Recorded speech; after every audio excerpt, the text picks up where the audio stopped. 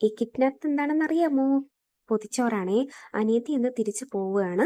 അപ്പം അനിയത്തിക്ക് രാത്രിയിലത്തെ ഭക്ഷണമായിട്ട് കൊടുത്തു വിടാനാണ് ഈ പൊതിച്ചോറ് കിട്ടുന്നത്.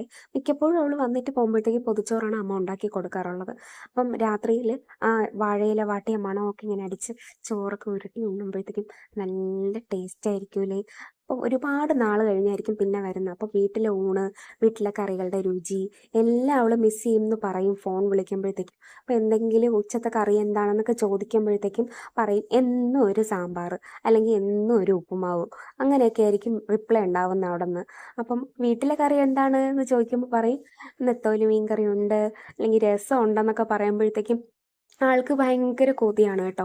പക്ഷെ വീട്ടിൽ വന്നാലോ വലിയ കഴുപ്പൊന്നുമില്ല. എന്തായാലും പൊതിച്ചോറൊക്കെ കെട്ടി ഞങ്ങൾ റെയിൽവേ സ്റ്റേഷനിൽ എത്തിയിട്ടുണ്ട്. നല്ല വെയിറ്റുള്ള ബാഗാണ് കേട്ടോ ഞങ്ങളുടെ കയ്യിലിരിക്കുന്നത്.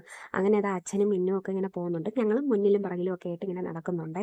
നല്ല വെയിറ്റുള്ള ബാഗായത് കാരണേ ഞങ്ങൾ ഇടയ്ക്കൊന്ന് ബാഗ് മാറ്റി തൂക്കി. കാരണം എന്ന് വെച്ച് കഴിഞ്ഞാൽ അവൾക്കൊരു സഹായമാണെങ്കിൽ അത്ര ആവുമല്ലോ. കൂനിന് ഉറുമ്പിനെ പോലെ അതും ചുമന്നുകൊണ്ട് പോവും. ഇനി അവിടെ ചെന്ന് ഇറങ്ങിയിട്ട് വേണം ബാക്കി ചുമക്കാനെന്നുള്ള രീതിയിലായിരുന്നു. അപ്പം എന്തായാലും ഇത്തവണത്തെ വിസിറ്റ് കഴിഞ്ഞ് അനിയത്തി തിരിച്ചു പോവാണ്. എല്ലാവർക്കും ബായ്.